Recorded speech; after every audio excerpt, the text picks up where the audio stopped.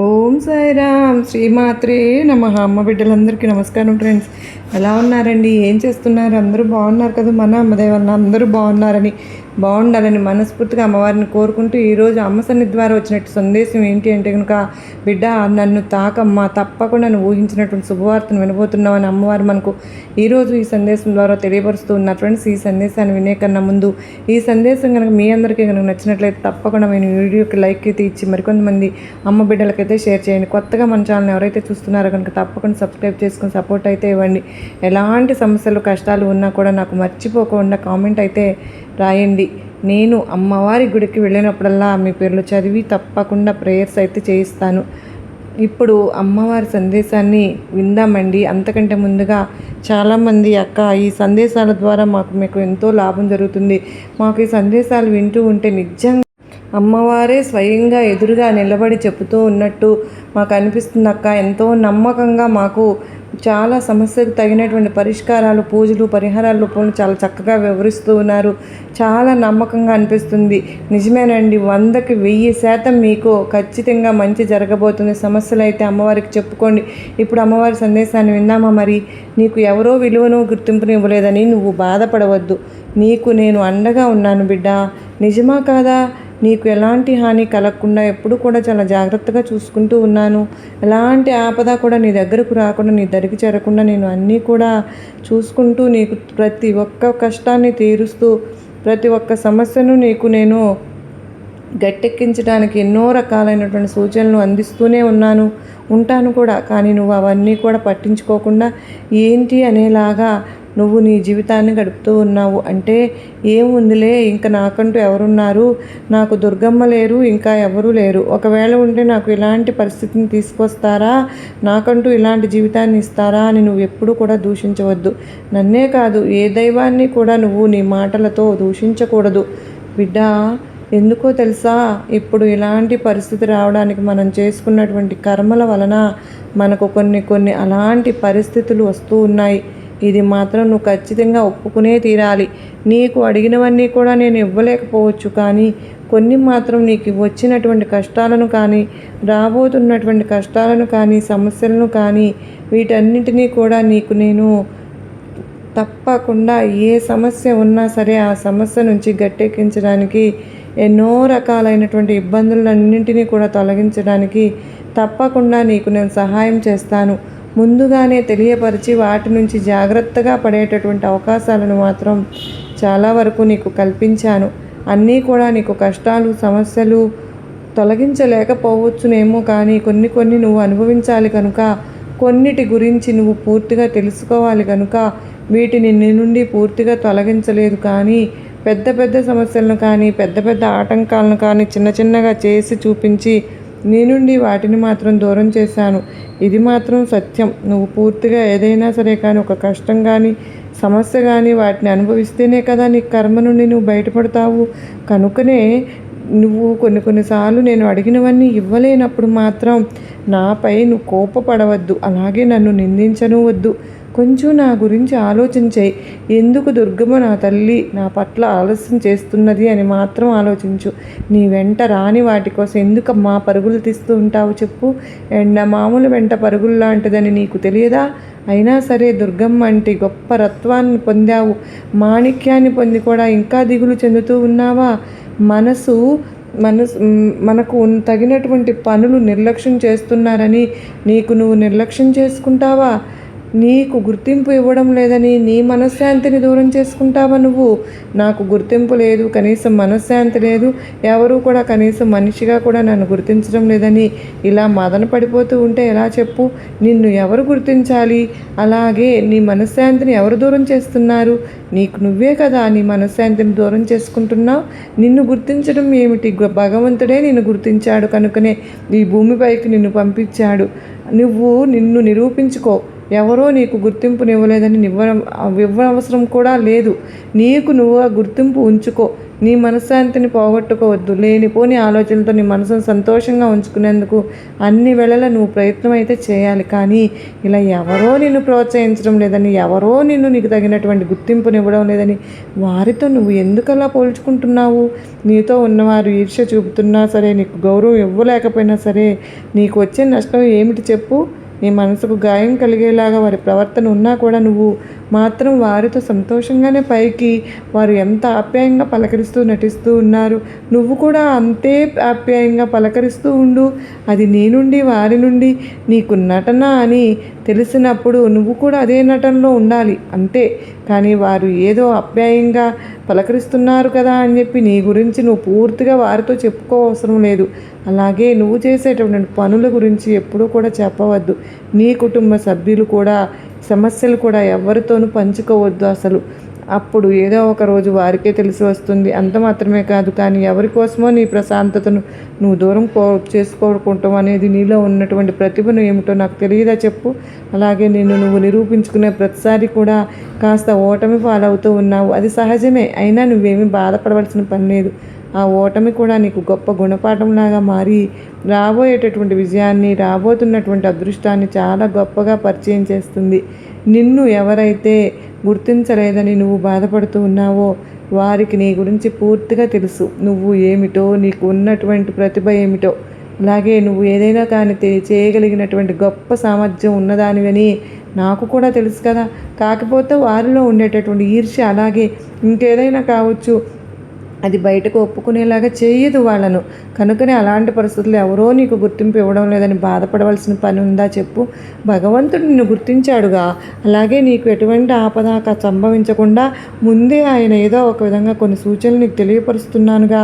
కనుక భగవంతుని అనుగ్రహం నీపైన నీకు ఉన్నప్పుడు ఎవరిదో నీకు ఎందుకు, నీకు ప్రోత్సాహం ఎవరిదో నీకెందుకు చెప్పు? నేను నిన్ను ప్రోత్సహిస్తున్నాను కదా. నీకు తగినటువంటి గుర్తింపు ఏ రోజైతే రావాలో అదే రోజు వచ్చేలాగా ముందే రాసిపెట్టి ఉంచాను. కనుకనే ఆ సమయానికి నీకు ఏది దక్కుతుందో ఏది దక్కదో, ఎవరైతే నిన్ను ప్రోత్సహించడం లేదో, ఎవరైతే నిన్ను చూసి అవహేళన చేస్తున్నారో వారందరికీ కూడా బాగా తెలిసి వస్తుంది కదా. మరి అంతవరకు నువ్వు ఓపికగా ఎదురు చూస్తూ ఉండు. మరి ఒక్క నిమిషం సదా గుర్తు పెట్టుకో, ఏ కష్టం వచ్చినా కూడా నన్ను తలుచుకుంటూ ఉంటావు కదా. మరి అంతా నేనే చూసుకుంటానని పరిపూర్ణంగా నమ్ముతూ ఉన్నావు కదా. మరి బాధ నీదైతే అది తీర్చే బాధ్యత ఈ దుర్గమ్మ తీసుకోలేదా అని చెప్పి అనుకుంటున్నావా? నీకు అన్నీ తెలుసుకోవడం మరి ఎందుకు అలా అసహనానికి గురి అవుతూ వస్తూ ఉన్నావు? అసలు నా గురించి నీకు పూర్తిగా తెలిసి కూడా మరలా ఎందుకు ఇలా అసహనాన్ని వ్యక్తం చేస్తూ వస్తున్నావు? నీ గురించి నాకు ఈ మధ్య చాలా పెద్ద బాధ అయిపోయింది. నువ్వు చాలా ఆలోచనలతోనూ ఎక్కువగా సతమతం అయిపోతూ నీ ఆరోగ్యాన్ని కూడా కనీసం పట్టించుకోలేకపోవడం లేదు. నేను నీకు ఎంత ధైర్యాన్ని ఇస్తున్నానో తెలుసా? అలాగే నీ దరి చేరకుండా ఎంత జాగ్రత్తగా చూసుకుంటున్నాను. నీకేం తెలుసు? ఇవన్నీ కూడా నీకు కనిపించేలా చేయాలని మాత్రం నువ్వు అంటే అందుకు నా వద్ద ఎలాంటి సమాధానము లేదు. కేవలం నేను జాగ్రత్తగా కాపాడుకుంటున్నానని మాత్రం బాగా చెప్పగలను. అది మాత్రం నువ్వు నమ్మినా నమ్మలేకపోయినా నువ్వు బాధకు గురి చేసుకునేలాగా ఎక్కువ నిరుత్సాహాన్ని చూపిస్తూ ఉండవద్దు. నీ మనశ్శాంతిని పాడు చేసుకోవద్దు.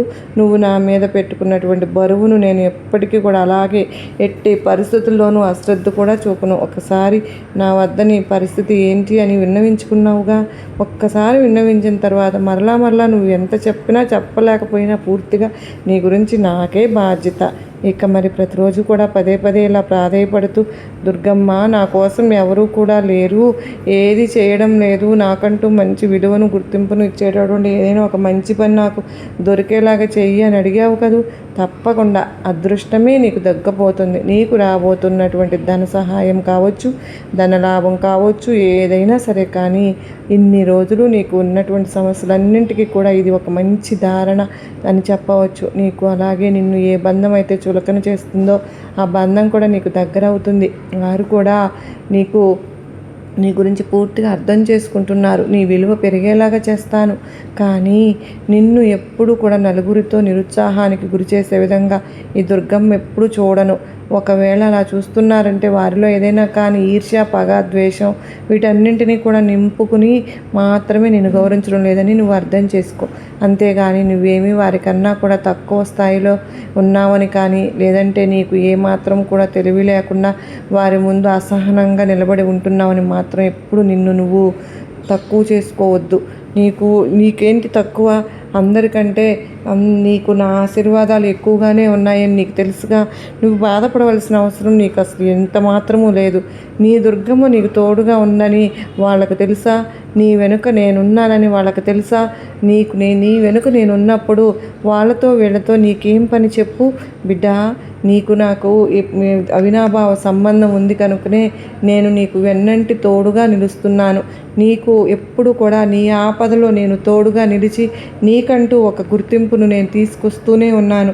కానీ నువ్వే నన్ను అర్థం చేసుకోలేకపోతున్నావు. కొన్ని ఇబ్బందులు వస్తున్నాయి, ఒప్పుకుంటాను. కానీ నీ సమస్యలను అలాగే కొన్ని కష్టాలను నీ నుండి దూరం చేయలేనని మాత్రం నాకు ఎప్పుడు కూడా తొలగిపోదు. నువ్వు నాపై ప్రేమ చూసినా చూపకపోయినా, నమ్మకాన్ని ఉంచినా ఉంచకపోయినా నా బాధ్యత ఏమిటో నాకు తెలుసు. నేను జాగ్రత్తగా కాపాడుకోవడమే కదా నాకు భగవంతుడు అప్పగించినటువంటి పెద్ద బాధ్యత. మీపై నాకు ఎంతో ప్రేమ ఉంటుంది.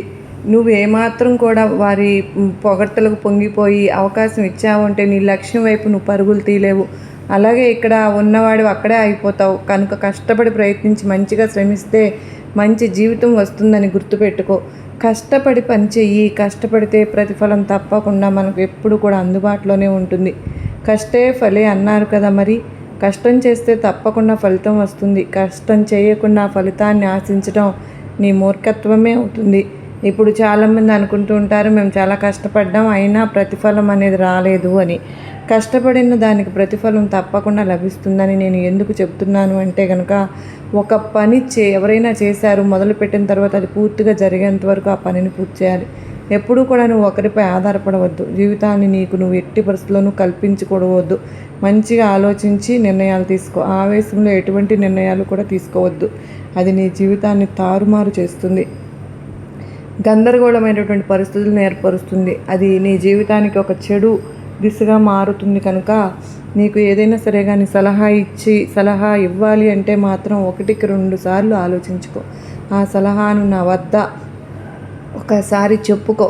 అది మంచా చెడా అనేది తప్పకుండా నువ్వు నా ముందు విన్నవించుకో. నీకు అది ఎటువంటి రకమైనటువంటి ప్రయత్నమైనా సరే నాకు తప్పకుండా నువ్వు చేసి అది చేసి చూడు. తప్పకుండా నీకు ఈ దుర్గమ్మకు చెప్పుకున్నాను అనేటటువంటి ధైర్యం నీకు ఏర్పడి నా వద్ద ఒకసారి ఎప్పుడూ కూడా నువ్వు చెప్పుకున్నావనుకో, నీకు అంతకంటే మంచి అవకాశాన్ని కానీ మంచి సలహాని కానీ నేను తప్పకుండా అందిస్తాను. అది ఏ రూపంలోనైనా కావచ్చు. ఈ లోకంలో నీ వద్ద ఏమీ లేకపోవచ్చు. అంటే ఎంతమందికైనా సరే కానీ పంచగలిగేటటువంటి సంతోషం మాత్రం నీ చెంతనే ఉంటుంది. కనుకనే ఆ సంతోషాన్ని నువ్వు ఎప్పుడు కూడా పోగొట్టుకోవద్దు. నువ్వు సంతోషంగా ఉంటేనే నేను కూడా సంతోషంగా ఉంటాను. రేపటి నుంచి మంచి జీవితంలో నువ్వు ఏ విధమైనటువంటి ఆనందాన్ని పొందాలి అనేది నువ్వు ఈ రోజుపైనే నీకు ఆధారపడి ఉంటుంది. కనుక మంచి ఆలోచనలు చేసేది నీ జీవితాన్ని నువ్వు కోరుకునే విధంగా మార్చేవారు ఎప్పుడు కూడా నీ చెంతనే ఉంటారు. తప్పకుండా ఆనందంగా ఉంటారు. మంచి జీవితం తప్పకుండా నీకు ఇస్తాను అని మరలా గుర్తు చేస్తూ ఉన్నాను. బిడ్డ, ఎప్పుడు కూడా నువ్వు అనుకుంటూ ఉంటావు, ఇలాంటి మాటలు చెప్తూ ఉంటారు, కానీ దుర్గమ్మ నాకు ఏది కూడా మంచి జరగడం లేదు. నేను ఎప్పుడు కూడా కష్టాలను అనుభవించక తప్పడం లేదు. ఎప్పుడు కష్టాలు ఇరుక్కుని నేను నా జీవితాన్ని గందరగోళంగా చేసుకుంటున్నాను. అసలు నాకంటూ మంచి రోజులు వస్తాయా అని బాధపడుతూ ఉన్నావు కదూ. నీ ముందే ఉన్నటువంటి అద్దంలో తప్ప ఈ లోకంలో ఎక్కడా కనిపించదు. అంటే నీ అవకాశాన్ని నువ్వు కోరుకుంటున్నట్లుగా మార్చుకునేది నువ్వు మాత్రమే. ఇక నీకు మంచి అవకాశం వచ్చిన తర్వాత, మంచి జీవితం వచ్చిన తర్వాత ఏమాత్రము కూడా గర్వానికి మాత్రం ఎట్టి పరిస్థితుల్లోనూ నువ్వు చోటు ఇవ్వవద్దు. మనమే గొప్పవాళ్ళమని ఎప్పుడూ కూడా నువ్వు అనుకోకూడదు. అలా అనుకుంటే మాత్రం చాలా అంటే చాలా కష్టం. ఎందుకంటే ఈ ప్రపంచంలో పేద, ధనిక, కుల, మత భేద అనే వ్యత్యాసాలు నా దగ్గర అసలు ఉండవు. ఎప్పుడూ కూడా నేనే గొప్ప అనేటటువంటి విర్రవీగతనాన్ని నువ్వు ఎప్పుడూ కూడా అలవరుచుకోవద్దు. భగవంతుడు మనకంటే కూడా చాలా గొప్పవాడు. అందుకే మనం ఒకరిని బాగు చేయలేకపోయినా పర్వాలేదు, కానీ మనకంటే గొప్పవారు లేరు అనుకునేటటువంటి గర్వాన్ని మాత్రం మనం ఎప్పుడైతే నింపుకుంటామో అది మన పతనానికి నాంది అవుతుంది. కనుక గర్వానికి మాత్రం ఎట్టి పరిస్థితుల్లోనూ చోటు ఇవ్వవద్దు. ఎప్పుడూ కూడా ఒకేలాగా ఉండు, ఒకే మనస్తత్వం ఉండు. నలుగురికి సహాయం చేయాలనుకునేటటువంటి మనస్తత్వంతో ఉండు. ఆ మనస్తత్వమే, ఆ మంచితనమే నీకు ఒక మంచి జీవితాన్ని ప్రసాదిస్తుంది. ఇక నీ దశ తిరగబోతోంది అని ఎందుకన్నానో తెలుసా? నీకు వచ్చేటటువంటి అవకాశంతో ధనలాభం కానీ, లేదంటే నువ్వు ఇన్ని రోజుల నుంచి అడిగినటువంటి నీ కోరిక అయితే ఏదైతే ఉందో కానీ నీ చెంతకు చేరి నువ్వు ఏదైతే అనుభవించాలని ఆశగా అడిగావో ఆ జీవితాన్ని, ఆ కలలు కంటున్నటువంటి అమూల్యమైనటువంటి ప్రశాంతమైనటువంటి జీవితాన్ని నీకు ప్రసాదిస్తున్నాను. మంచి తీపి కబురుతో ఈ దుర్గమ్మ నీ ముందుకు వస్తాను. అది ఏ రూపంలో అయినా రావచ్చు. నేను వచ్చిన తర్వాత, నా సలహా నువ్వు విన్న తర్వాత నువ్వు తప్పకుండా నా ఉనికిని తెలుసుకోగలుగుతావు. ఇప్పటి వరకు నీ మనసును బాధ పెట్టినటువంటి కష్టాలు కానీ, మనుషులు కానీ, ఎవరైనా సరే కానీ నువ్వు కృతజ్ఞతలు చెప్పుకో. ఎందుకంటే బాధించడం వల్ల నీవు మంచి అవకాశాన్ని, మార్గాన్ని ఎంచుకునేటటువంటి ఒక లక్ష్యం వైపు అడుగులు వేశావు. అది ఏమైతేనే ఇన్ని రోజులు నువ్వు అనుభవించినటువంటి కష్టాలన్నింటికి కూడా ఒక మంచి తెరపడింది అని అనుకోవడమే. ఇక నుండి నీ జీవితం అంతా కూడా పూల బాటలాగా మారి ప్రశాంతమైనటువంటి వనంలో నిండు నూరేళ్లు ఆయురారోగ్య ఐశ్వర్యాలతో నీ కుటుంబంతో ఆనందంగా గడుపుతావని ఈ దుర్గమ్మ నీ నుండి ఎప్పుడూ కోరుకుంటున్నాను. అంటే ఎవరైతే అలా ఉంటారో అమ్మవారికి మనకు చీటీల ద్వారా కానీ ఏదైనా కానీ తప్పకుండా సమాధానం ఇస్తారండి. ఎవరైనా సరే తీవ్రమైనటువంటి ఆలోచనలో ఉన్నప్పుడు, జరుగుతున్నప్పుడు ఇది నెరవేరుతుందా లేదా అనుకుంటూ నిరాశ చెందుతూ, బాధపడుతూ, దిగులు చెందుతూ ఉంటారు కదా. ఏ సమాధానం కూడా పొందలేక నిరాశ పడుతూ ఉంటారు. అలాంటి వారు ఒక్కసారి అమ్మవారి ముందు చేతులు జోడించి తప్పకుండా మన మనసులో ఉన్నటువంటి సందేహాన్ని తీర్చమని అమ్మవారిని అడగండి. తప్పకుండా మనకు అమ్మవారి సమాధానాన్ని తప్పకుండా ఇస్తారు. ఎప్పుడు కూడా మనకు తెలియజేసేలాగా, అలాగే మరచిపోతున్న దాన్ని మరలా కూడా గుర్తు చేసే విధంగా మనకు విషయాన్ని మనకు గుర్తుకు చేస్తారు అని చెప్పి నమ్మండి. అలాగే మనకు ఏదైతే అంటే మన జీవితంలో పొందనటువంటి మిరాకిల్ను అమ్మవారు చూపిస్తారని అంటున్నారు. అది రాబోయేటటువంటి శుక్రవారం రోజున. కానీ మన జీవితంలో మనం పొందినటువంటి ఏదైనా అద్భుతాన్ని ప్రతి ఒక్కరి జీవితంలో, అంటే ఇప్పుడు మనకి ఈరోజు ఈ సందేశం విన్నారు అనుకోండి, రేపు జరగడం లేదని ఎప్పుడు కూడా అనుకోకూడదు. ఎందుకంటే ఎప్పుడు ఏ నిమిషంలో ఏది ఇవ్వాలో, ఎప్పుడు ఏ క్షణంలో మనకు ఏది జరగాలో అది తెలిసినంతగా అమ్మవారికి తెలుసుగా ఇంకెవరికి తెలుస్తుంది చెప్పండి. ఒకరినంటే ఒక భగవంతుడిపై పెట్టుకున్నటువంటి నమ్మకాన్ని మనం ఏ విధంగా అయితే ఎక్కువగా పెంచుకుంటామో ఆ భగవంతుని ద్వారా మనం పొందేటటువంటి అనుగ్రహం కూడా అంతే విధంగా ఉంటుంది కదా. అదేవిధంగా అమ్మవారిని కూడా మనం ఏ భక్తురాలైనా సరే నిరాశపరచరండి. వారికి తగినటువంటి, అంటే వారికి సంబంధించినటువంటి పనులు కానీ, లేదంటే వారికి తగినటువంటి, వారి స్థాయికి తగినటువంటి ప్రతి ఒక్కటి కూడా మనకు వారికి ఇచ్చే తీరుతారు. అది ఎవరైనా సరే కానీ, ఏ రూపంలో అయినా కానీ, ఏ సమయంలో అయినా సరే కానీ. మనకు ఇప్పుడు మన దురదృష్టం ఏ విధంగా ఉంది, మనకు ఇప్పటికప్పుడు అమ్మవారు మనకు ఏం చేస్తారు అనేటటువంటి అపనమ్మకంతో ఎప్పుడూ కూడా ఉండకూడదు. అమ్మవారు తలుచుకుంటే ఏదైనా చేయగలుగుతారని, సమర్థులు అని, అలాంటి మనం ఎన్నో నిదర్శనాలు ఇప్పటికే మనం చూసాము, విన్నాము కదండి. కనుక మనకు ఎప్పుడు ఇలాగే ఉంటుంది, ముందు రోజుల్లో కూడా అలాగే ఉంటుందేమో అని అనుకోవద్దు. ఎప్పుడు కూడా ఎవరి జీవితంలో ఏం వస్తుందో ఎవరికి తెలియదు కదా. ఏ నిమిషంలో ఎప్పుడు ఏం జరుగుతుందో కూడా తెలియదు. కనుక ఈ క్షణంలో బాధ ఉన్నవారు తర్వాత సంతోషంగా ఉండవచ్చు, ఇప్పుడు సంతోషంగా ఉన్నవారు మరు క్షణంలో బాధపడవచ్చు.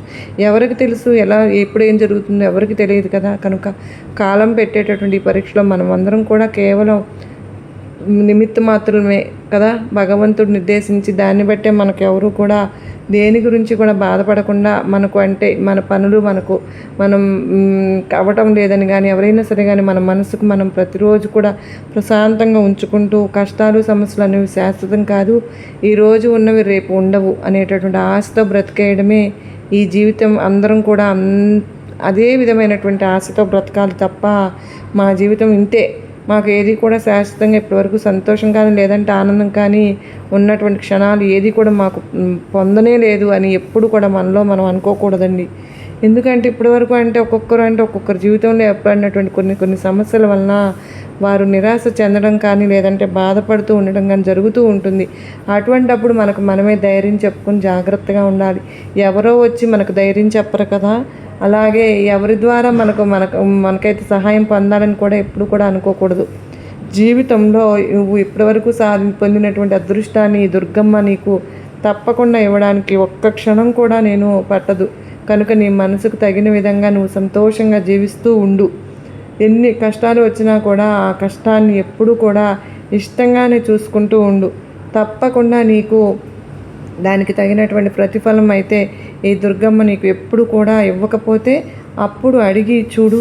ప్రతిరోజు కూడా ఈరోజు దుర్గమ్మ ఏదో ఒక అద్భుతాన్ని చూపిస్తాను అనే ఆశతో ఎదురు చూస్తూ ఉండు. నీకు రాబోయే అంటే రేపు శుక్రవారం రోజున తప్పకుండా నీ జీవితంలో ఇప్పటివరకు పొందనటువంటి మిరాకిల్ను ఒక అద్భుతాన్ని అయితే నువ్వు తప్పకుండా చూస్తావని, అప్పటి వరకు సంతోషంగా ఆనందంగా మీరు ఉంటారని ఈ దుర్గమ్మ మీ నుంచి కోరుకుంటూ మీకు నా ఆశీర్వాదములు ఇస్తున్నాను బిడ్డ అని అమ్మవారైతే ఇచ్చినటువంటి సందేశం మీ అందరికీ కూడా నచ్చితే కనుక తప్పకుండా మన వీడియోకి లైక్ చేసి మరికొంతమంది అమ్మ బిడ్డలకు షేర్ చేయండి. కొత్తగా మన ఛానల్లోనికి ఎవరైతే చూస్తూ ఉన్నారో కనుక తప్పకుండా సబ్స్క్రైబ్ చేసుకుని సపోర్ట్ అయితే ఇవ్వండి. మీకు ఎలాంటి సమస్యలు ఉన్నా కూడా నాకు కామెంట్ అయితే రాయండి. అమ్మ సన్నిధి ద్వారా వచ్చే సందేశంతో మరలా కలుద్దాం. అమ్మవారి ఆశీస్సులు మీపై మీ కుటుంబంపై ఎల్లవేళలా ఉండాలని నేను కూడా మనస్ఫూర్తిగా కోరుకుంటున్నాను. అందరికీ కూడా అష్టైశ్వర్యాలతో ఆయురారోగ్యాలతో ఉండాలని మరొక్కసారి అమ్మవారిని వేడుకుంటూ అందరూ బాగుండాలి, అందరిలో నేను ఉండాలి అని మనస్ఫూర్తిగా ఆ తల్లిని కోరుకుంటూ మరలా రేపు వచ్చే శుక్రవారంలోగా మన కోరికలన్నీ కూడా అమ్మవారు తీర్చేయాలని చెప్పి మనమందరం కూడా ప్రతి ఒక్కరం కూడా ప్రేయర్స్ అయితే చేయాలండి. మరి అమ్మవారు మన కోరికలను తీరుస్తూ ఉన్నప్పుడు అమ్మవారికి ఒక చిన్న లైక్ ఇవ్వటం మాత్రం మర్చిపోవద్దండి. మరలా కలుసుకునేంతవరకు అందరికీ నమస్కారం ఫ్రెండ్స్. ఓం సాయిరామ్. శ్రీమాత్రే నమః. సర్వే జనా సుఖినో భవంతు. లోకా సమస్త సుఖినో భవంతు.